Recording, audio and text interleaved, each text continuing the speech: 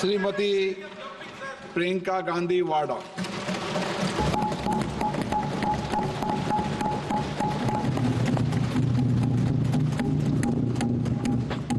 नमस्कार। माननीय अध्यक्ष महोदय जी, आज आपने मुझे इस सभा में बोलने का मौका दिया, इसके लिए मैं आपकी बहुत बहुत आभारी हूँ। सबसे पहले जो सुरक्षाकर्मी, जो जवान अफसर 13 दिसंबर को संसद की सुरक्षा के लिए शहीद हुए, उनके प्रति मैं श्रद्धांजलि व्यक्त करना चाहती हूँ। महोदय, हजारों साल पुरानी हमारी देश की, धर्म की एक पुरानी परंपरा रही है। ये परंपरा संवाद, चर्चा की रही है। एक गौरवशाली परंपरा है जो दर्शन ग्रंथों में, वेदों में, उपनिषदों में दिखती है। वाद विवाद और संवाद की हमारी पुरानी संस्कृति है। अलग अलग धर्मों में भी, इस्लाम में, सूफियों में, बौद्ध धर्म में, जैन धर्म में, सिख धर्म में भी ये वाद संवाद, ये चर्चा बहस, इसकी संस्कृति रही है। इसी परंपरा से उभरा हमारा स्वतंत्रता संग्राम। हमारा स्वतंत्रता संग्राम विश्व में एक अनोखा संग्राम था, एक अनोखी लड़ाई थी जो अहिंसा और सत्य पर आधारित थी। ये वाद संवाद की जो परंपरा है, इसको इस संग्राम ने आगे कैसे बढ़ाया? क्योंकि ये जो संग्राम था, ये जो लड़ाई थी हमारी आज़ादी के लिए, एक बेहद लोकतांत्रिक लड़ाई थी। इसमें देश के किसान, देश के जवान, देश के मजदूर, देश के अधिवक्ता, देश के बुद्धिजीवी, चाहे किसी भी जाति के हों, चाहे किसी भी धर्म के हों, चाहे किसी भी भाषा को बोलते हों, सब इस स्वतंत्रता संग्राम में शामिल हुए। सब ने हमारे देश की आज़ादी की लड़ाई लड़ी।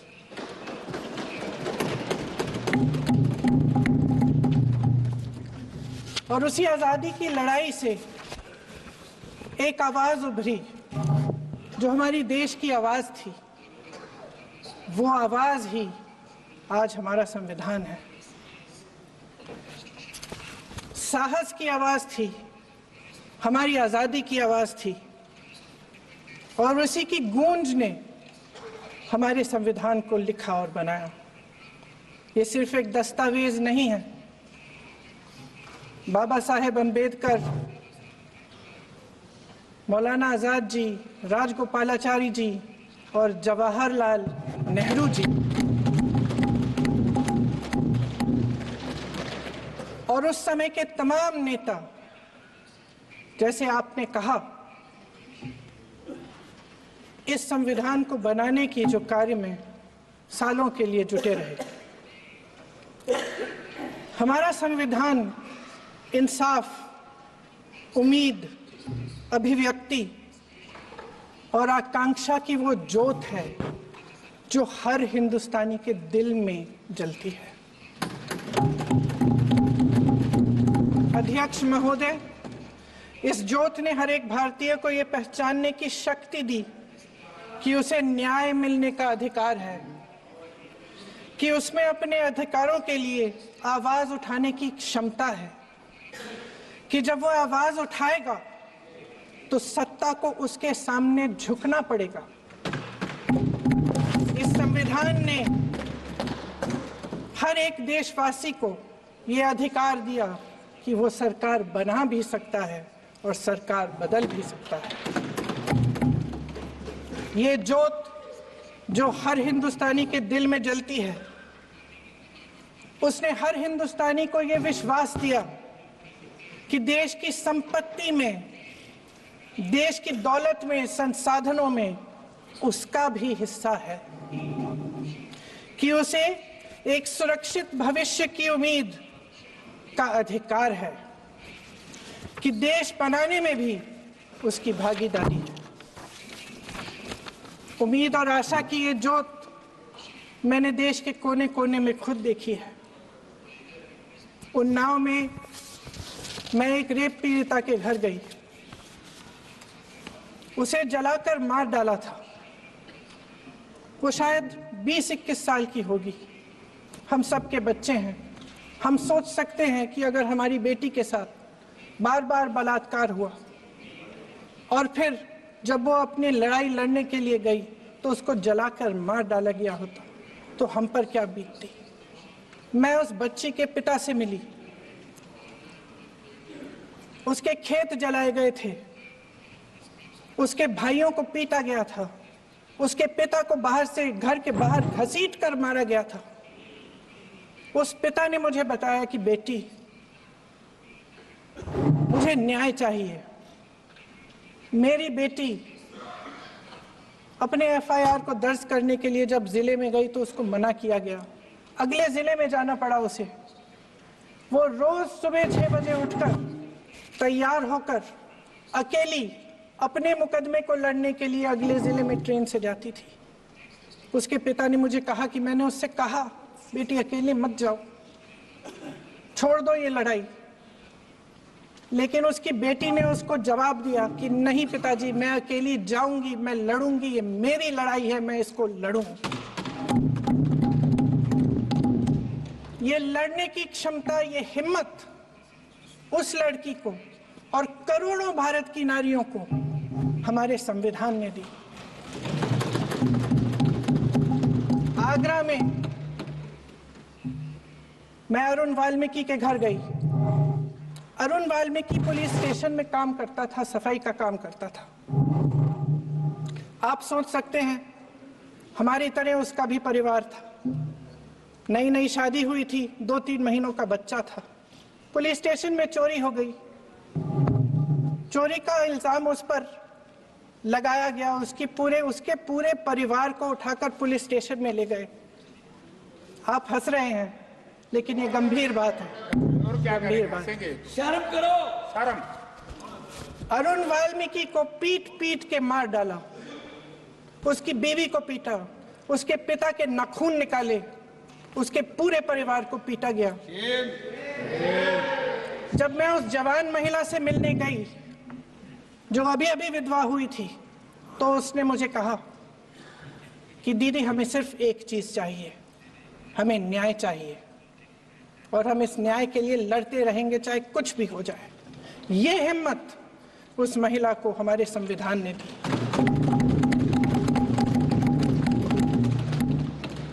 संभल के कुछ लोग आए थे हमसे मिलने जो मृतकों के परिवार के सदस्य थे। उसमें 2 बच्चे थे, अदनान और उजैर। आप सुनिए। उसमें 2 बच्चे थे, अदनान और उजैर। एक बच्चा मेरे बच्चे की उम्र का है, दूसरा उससे छोटा 17 साल का है। दर्जी के बेटे थे। दर्जी का एक ही सपना था कि वो अपने बेटों को पढ़ाएगा, लिखाएगा। एक बेटा डॉक्टर बनेगा, एक बेटा भी सफल होगा अपने दूसरा बेटा भी अपने जीवन में सफल होगा। उनके पिताजी हर रोज उनको स्कूल छोड़ते थे। उस दिन भी स्कूल छोड़ने के बाद अपनी दुकान में चले गए। उन्हें पता नहीं था कि विवाद हो रहा है। उन्होंने भीड़ देखी, घर आने की कोशिश की तो पुलिस ने गोली से मार डाला। वो 17 साल का बच्चा अदनान मुझसे कहता है, वो 17 साल का बच्चा अदनान मुझसे कहता है कि मैं बड़ा होकर डॉक्टर बन के दिखाऊंगा, मैं अपने पिता का सपना साकार करूंगा। ये सपना, ये आशा उसके दिल में हमारे संविधान ने डाली। अध्यक्ष महोदय, हमारे देश के करोड़ों देशवासियों के संघर्ष में, अपने अधिकारों की पहचान में, इनकी कठिन से कठिन परिस्थितियों से लड़ने की अपार हिम्मत में और देश से न्याय की अपेक्षा में हमारे संविधान की ज्योत जल रही है।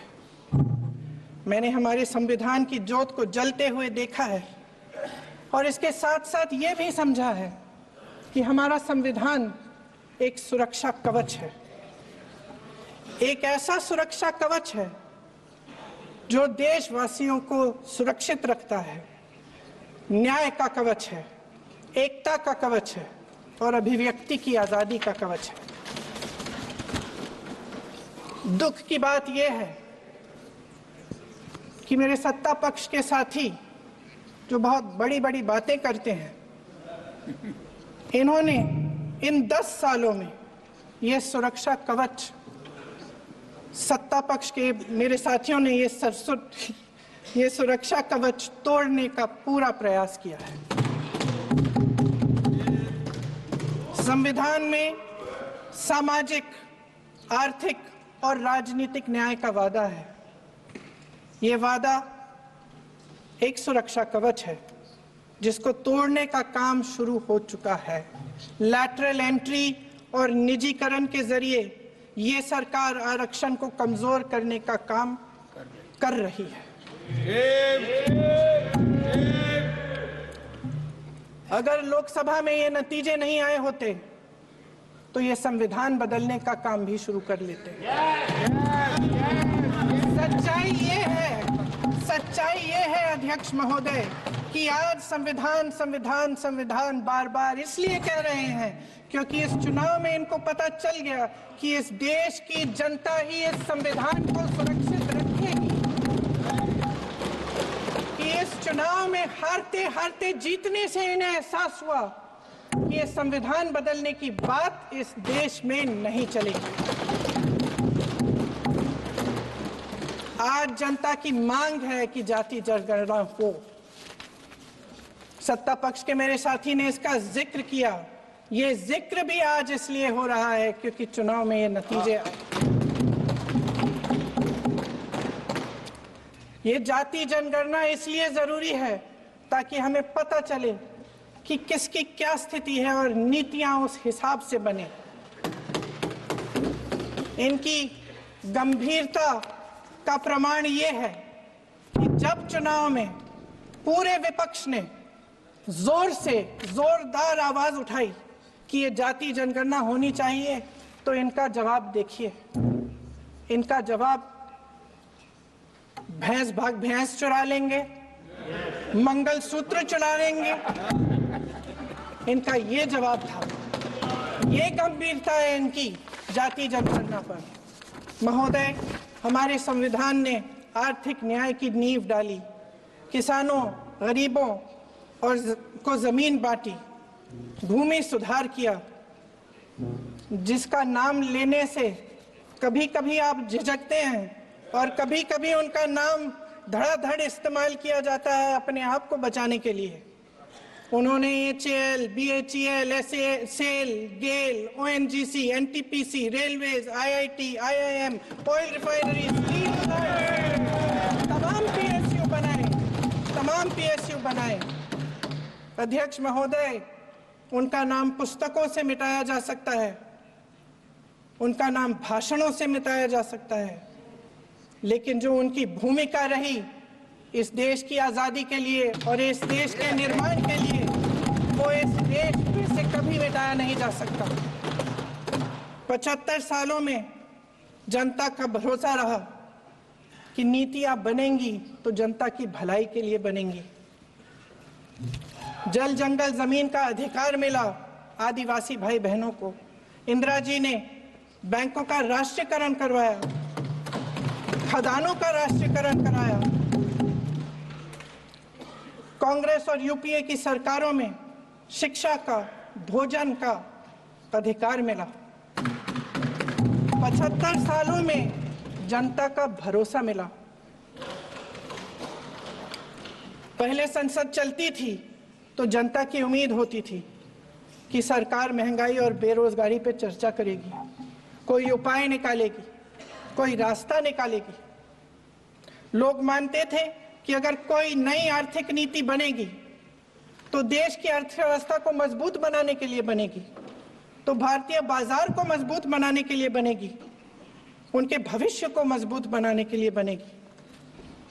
किसान और आदिवासी भाई बहन भरोसा करते थे कि यदि जमीन के कानून में संशोधन होगा तो उन्हीं की भलाई के लिए होगा।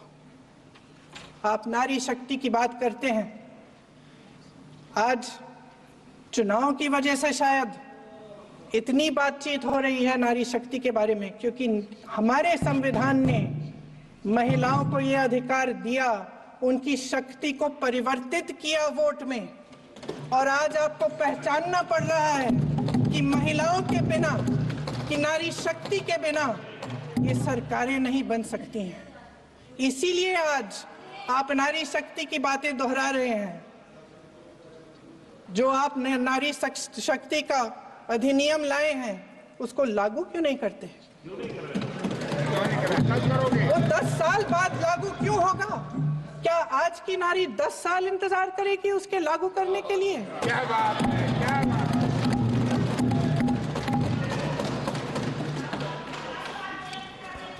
आज संसद में बैठे हुए सत्ता पक्ष के मेरे साथी ज्यादा से ज्यादा अतीत की बातें करते हैं। 1921 में क्या हुआ, कब हुआ, नेहरू जी ने क्या किया। अरे वर्तमान की बात करिए, देश को बताइए आप क्या कर रहे हैं, आपकी जिम्मेदारी क्या है? कि सारी जिम्मेदारी जवाहरलाल नेहरू की है। अध्यक्ष महोदय जी, ये सरकार आर्थिक न्याय का सुरक्षा कवच तोड़ रही है। आज संसद में बैठी ये सरकार बेरोजगारी और महंगाई से जूझ रही हमारी जनता को क्या राहत दे रही है? कृषि के कानून भी बड़े बड़े उद्योगपतियों के लिए बन रहे हैं। सही एमएसपी को छोड़िए, डीएपी तक नहीं मिल रहा है।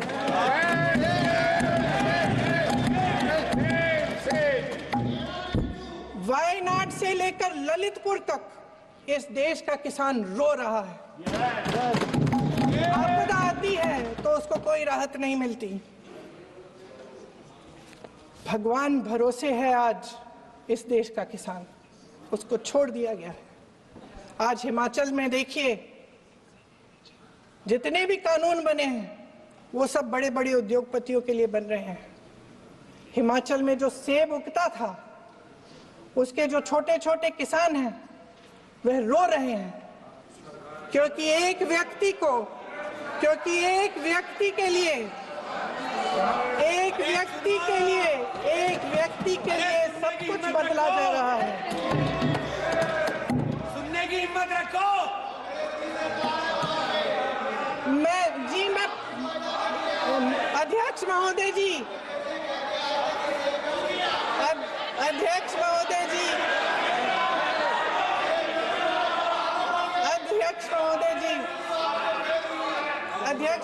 जी, अडानी जी को सारे कोल्ड स्टोरेज प्रदेश की सरकार ने नहीं दिए।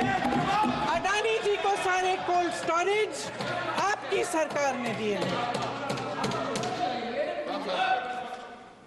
देश देख रहा है कि एक व्यक्ति को बचाने के लिए 142 करोड़ देश की जनता को नकारा जा रहा है। सारे बिजनेस, सारे संसाधन, सारी दौलत, सारे मौके एक ही व्यक्ति को सौंपे जा रहे हैं। सारे बंदरगाह, एयरपोर्ट्स, सड़कें, रेलवे का काम, कारखाने, खदाने, सरकारी कंपनियां सिर्फ एक व्यक्ति को दी जाए।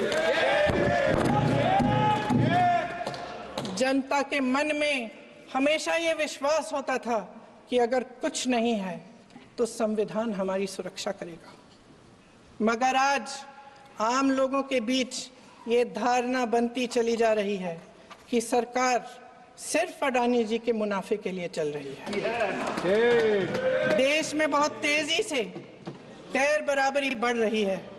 जो गरीब है वो और गरीब हो रहा है, जो अमीर है वो और अमीर हो रहा है। इस सरकार ने आर्थिक न्याय की भी सुरक्षा कवच तोड़ दिया है।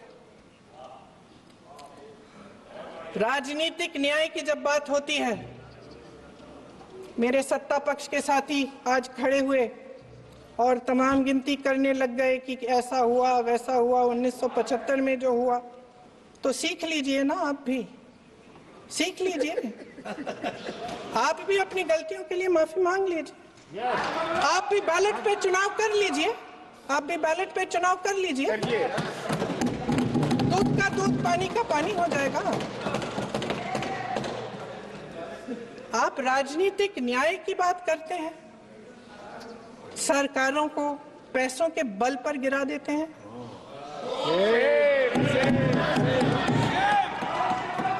मेरा आग्रह है कि अपन संविधान में सकारात्मक बोले।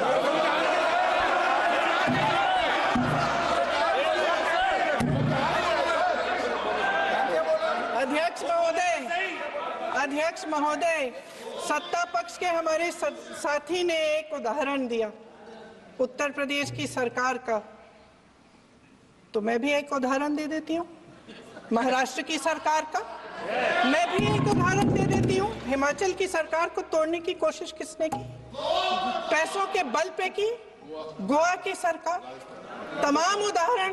राजस्थान की क्या ये सरकारें जनता ने नहीं चुनी थी? क्या संविधान इन पर लागू नहीं था? पूरी देश की जनता जानती है कि इनका हंसती है, जानती है कि इनके यहाँ तो वॉशिंग मशीन है।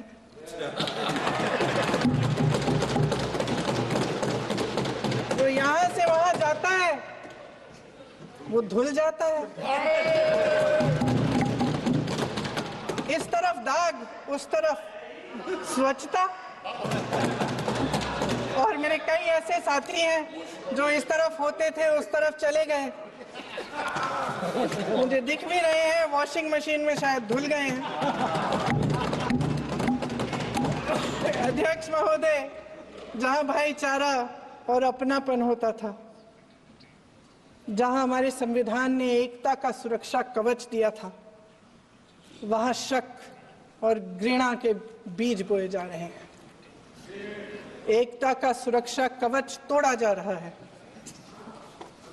प्रधानमंत्री जी यहाँ सदन में संविधान की किताब को यूं माथे से लगाते हैं, लेकिन संभल में, हाथरस में, मणिपुर में जब न्याय की गुहार आती है, उठती है, तो उनके माथे पे शिकन तक नहीं आता।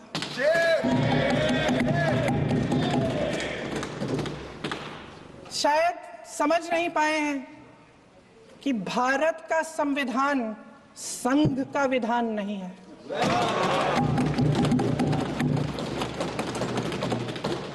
भारत के संविधान ने हमें एकता दी, हमें आपसी प्रेम दिया। उस मोहब्बत की दुकान जिस पर आपको हंसी आती है, उसके साथ करोड़ों देशवासी चले। करोड़ों देशवासियों के दिल में एक दूसरे के लिए प्रेम है, घृणा नहीं है।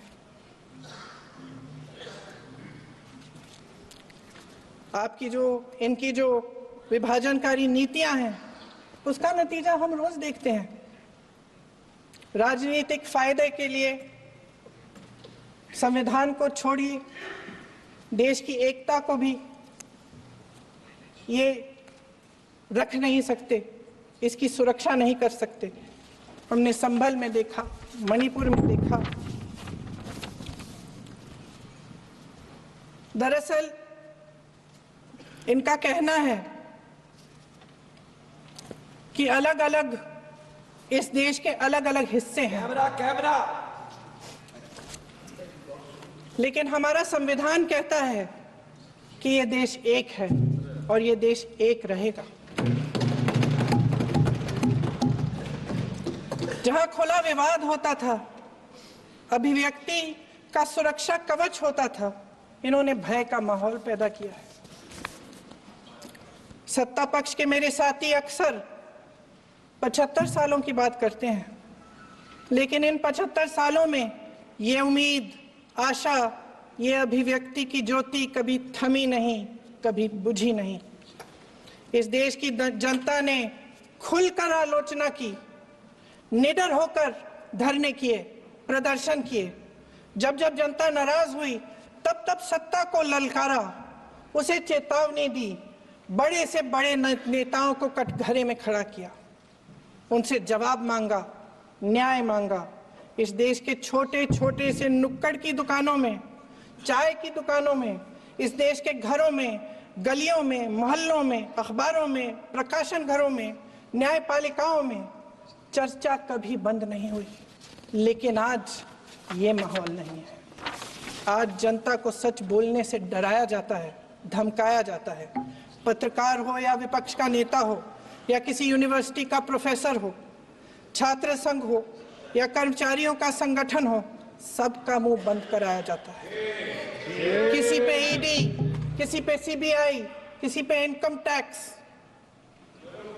फर्जी मुकदमे लगवाए जाते हैं, जेल में डाल दिया जाता है, विपक्षी नेताओं को जेल में डाल दिया जाता है, उनको सताया जाता है। किसी को नहीं छोड़ा इस सरकार ने।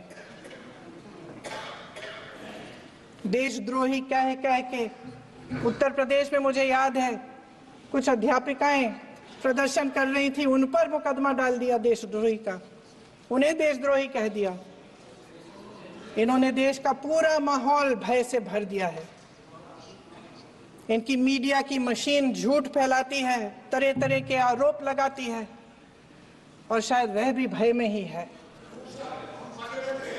महोदय, मैं इस सदन को याद दिलाना चाहती हूं कि ऐसा डर का माहौल देश में अंग्रेजों के राज में था। जब इस तरफ बैठे हुए गांधी की विचारधारा वाले लोग आजादी की लड़ाई लड़ रहे थे और उस तरफ वाली विचारधारा वाले लोग भय में रहकर अंग्रेजों के साथ साठगांठ कर रहे थे। लेकिन अध्यक्ष महोदय, भय का भी अपना स्वभाव होता है। भय फैलाने वाले हमेशा भय का खुद शिकार बन जाते हैं। ये प्रकृति का नियम है। आज इनकी भी यही हालत हो गई है। भय फैलाने के इतने आदी हो गए हैं कि खुद भय में रहने वाले हैं, चर्चा से डरते हैं, आलोचना से घबराते हैं। कई दिनों से हम मांग रहे हैं कि चर्चा करिए, लेकिन चर्चा करने की हिम्मत ही नहीं है।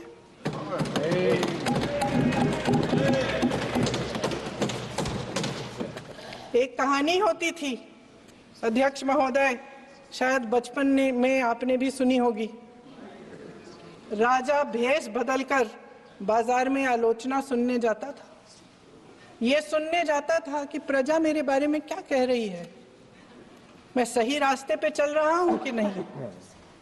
लेकिन आज का राजा, भेष तो बदलते हैं आज के राजा, शौक तो है उनको भेष बदलने का, लेकिन न जनता के बीच जाने की हिम्मत है और न आलोचना सुनने की।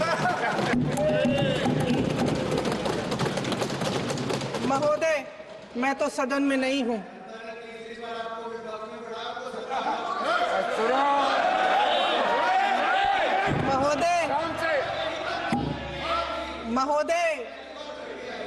महोदय, जनता में बहुत विवेक है, ये सही है।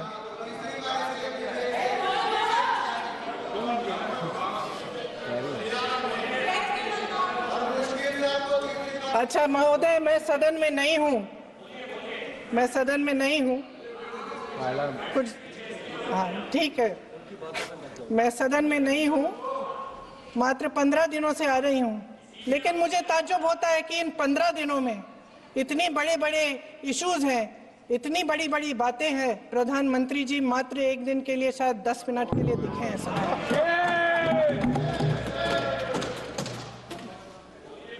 बात यह है अध्यक्ष महोदय जी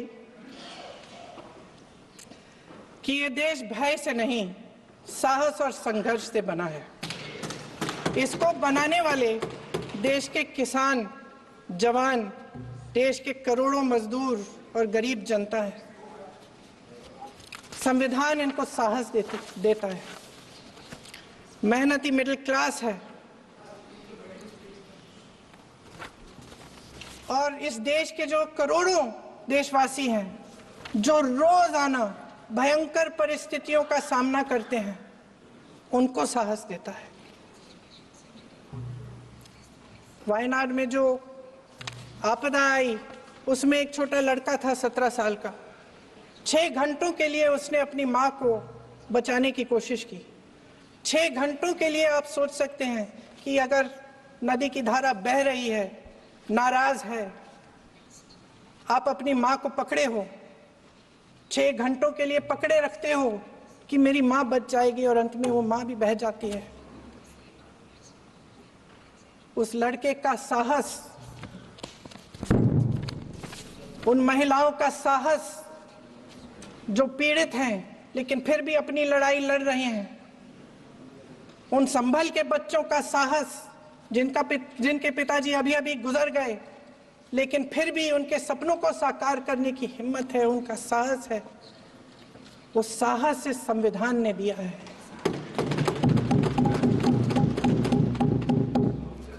वो आत्मविश्वास इस संविधान ने दिया है। ये देश भय से नहीं चल सकता, ये देश साहस से ही चलेगा। भय की भी सीमा होती है, और जब वो सीमा पार हो जाती है, जब किसी को इतना दबाया जाता है कि उसको लगने लगता है कि अब मेरे पास खोने के लिए कुछ नहीं है, तब उसमें एक ऐसी शक्ति पैदा होती है जिसके सामने कोई कायर खड़ा नहीं हो सकता। ये देश कायरों के हाथों में ज्यादा देर तक कभी नहीं रहा है। ये देश उठेगा, ये देश लड़ेगा, सत्य मांगेगा, सत्यमेव जयते। जय हिंद।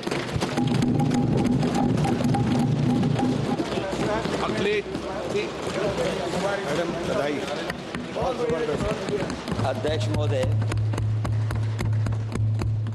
अध्यक्ष महोदय, मैं आपका धन्यवाद देना चाहता हूं।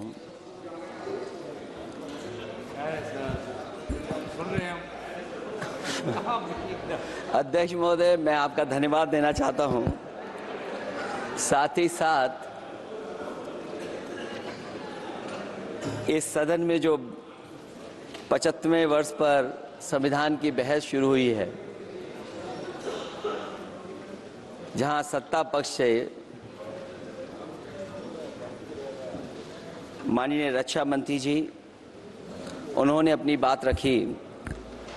अभी कांग्रेस पार्टी की नवनिर्वाचित सांसद उन्होंने अपनी बात रखी। उसके बाद अध्यक्ष महोदय मुझे बोलने का मौका मिल रहा है।